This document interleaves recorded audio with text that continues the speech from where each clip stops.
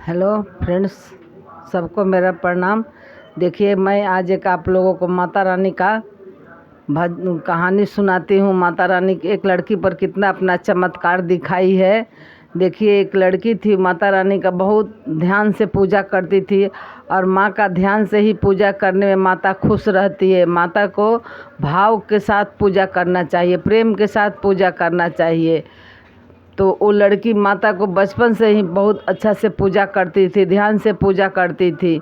जब उसको समय मिलता था माता के रानी के पास आकर बैठकर पूजा करती थी। एक दिन वो लड़की थोड़ा बड़ी हो गई तो उनका पिताजी, दो बहनें थी, तो उनका पिताजी ज़्यादा अमीर नहीं थे, साधारण ही आदमी थे। वो अपना लड़की को बोले कि एक दिन बोले कि चलो बेटी, हम लोग खाना खाते हैं। तो खाना खा रहे थे, उसी टाइम वो बोले अपना बेटी से, बेटी तुम सबसे ज़्यादा किसको मानती हो, किसके भाग से चलती हो? तो बड़ी वाली बेटी बोली कि हम पिताजी आपके भाग से चलते हैं। छोटी वाली बेटी नहीं, छोटी वाली बेटी बोली कि नहीं, हम मेरा अपना भाग है, हम अपना भाग से चलते हैं। तो उसको पिताजी को बहुत गुस्सा आ गया। बोले कि दिन भर हम कमाते हैं, इतना मेहनत करके पैसा लाते हैं, ये लोगों को खिलाते पिलाते हैं, ये बोलती है कि हम अपना भाग से हुए हैं। उनकी माँ एक दिन बोली कि इसको ले जाइए, कहीं जंगल में छोड़ दीजिए, देखिए इसका भाग इसका क्या करता है। तो उसका पिताजी बोले कि ठीक है, इसको ले जाते हैं। उसका पिताजी उस लड़की को बोले कि चलो मेरे साथ, हम लोग कहीं बाहर चलते हैं।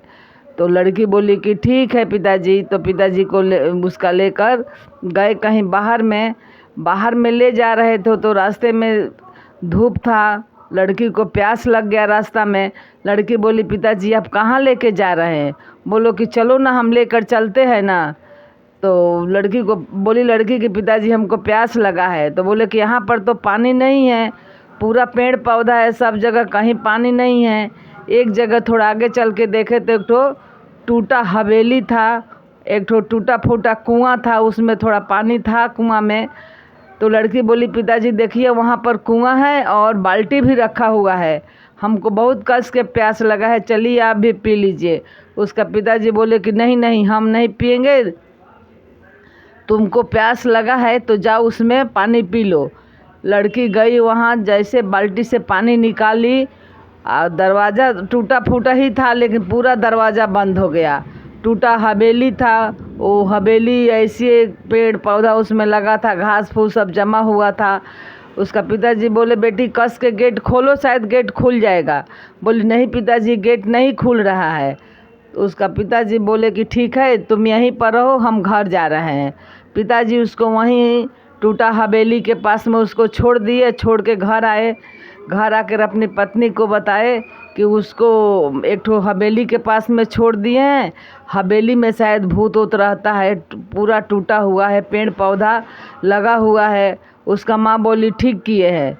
लड़की यहाँ पर रोने लगी कि उसको डर लग रहा था कि इस हवेली में कोई है नहीं, टूटा फूटा हवेली में है, अब हम क्या करें। तो लड़की को सो गई, रात हो गया था, रोते रोते लड़की वहाँ पर सो गई। रात में दुर्गा माँ आके उसको सपना में बोली, बेटा तुम रो मत, तुम पांचवा जो रूम है उसी रूम के ऊपर एक ठो चाबी लटका हुआ है, चाबी का गुच्छा है, तुम उसमें से उस चाबी लेके पूरा दरवाज़ा खोलना, देखना सब दरवाज़ा में कुछ ना कुछ होगा। तुम अच्छा से नहा धोवा के और पूजा करना। तो बोली कि माँ यहाँ तो ना कोई तस्वीर है, ना कोई आपका फ़ोटो है, हम किसको कैसे पूजा करेंगे।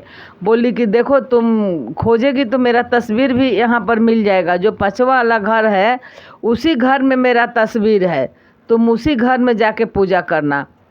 लड़की चाबी लेकर खोली तो एक रूम में देख रही है कि एक ठो बूढ़ा आदमी पति पत्नी सोया है। दूसरा रूम खोली तो देखी कि एक ठो अलमारी पड़ा है, अलमारी में बहुत सारा गहना पैसा पड़ा था। दूसरा खोली अलमारी तो देखी कि उसमें पूरा साड़ी कपड़ा भरा हुआ था। तीसरा जब रूम खोली तो देख रही है कि इसमें तो पूरा अनाज भरा हुआ है। अपना मन में सोचने लगी कि यहाँ तो ना कोई आदमी है, ना कोई जानवर भी नहीं है, अकेले सुनसान घर में इतना सारा सामान पड़ा हुआ है, तो मैं क्या करूँ। तो लड़की बोली कि चलो पहले माँ का पूजा कर लेते हैं। लड़की नहाई, अलमारी से एक ठो कपड़ा निकाली, पूजा करने बैठ गई। पूजा की तो जो 5वां रूम था उसमें पूरा घास से भरा हुआ था। तो लड़की बोली कि एक दिन में तो पूरा घास हम नहीं निकाल सकते हैं। वो लड़की का कि वो घास को थोड़ा सा निकाली और निकाल के फेंक दी। फेंक के सोची कि अब क्या बनाएंगे। तब तक देख रही है कि जो बूढ़ा पति पत्नी था वो आया, आके बोला, बहू तुम कहाँ गई थी? देखो ना मेरा बेटा, जब से तुम गई है तब से मेरा बेटा नहीं मिल रहा है।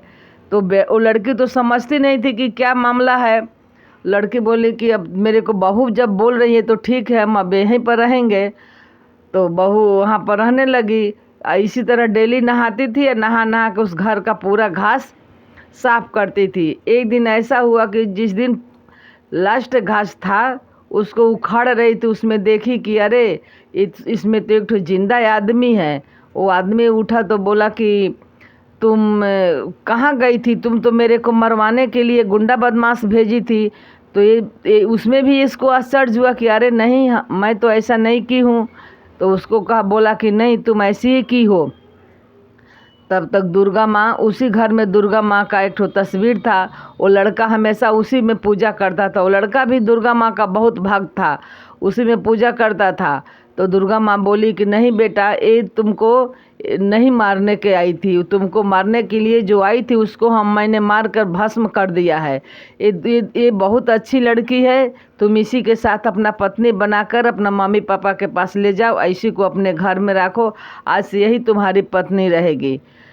दुर्गा माँ वहाँ से हट गई। तो लड़का बोला कि वो दुर्गा माँ सच कह रही है, अब आज से इसी को पत्नी बनाएंगे। अपनी माँ के पास ले गया। उसकी माँ बहुत बुढ़ी थी। उनकी माँ बोली कि बेटा सब किसी को बुला के लाओ, नौकर चाकर को, बहू खाना नहीं बनाएगी।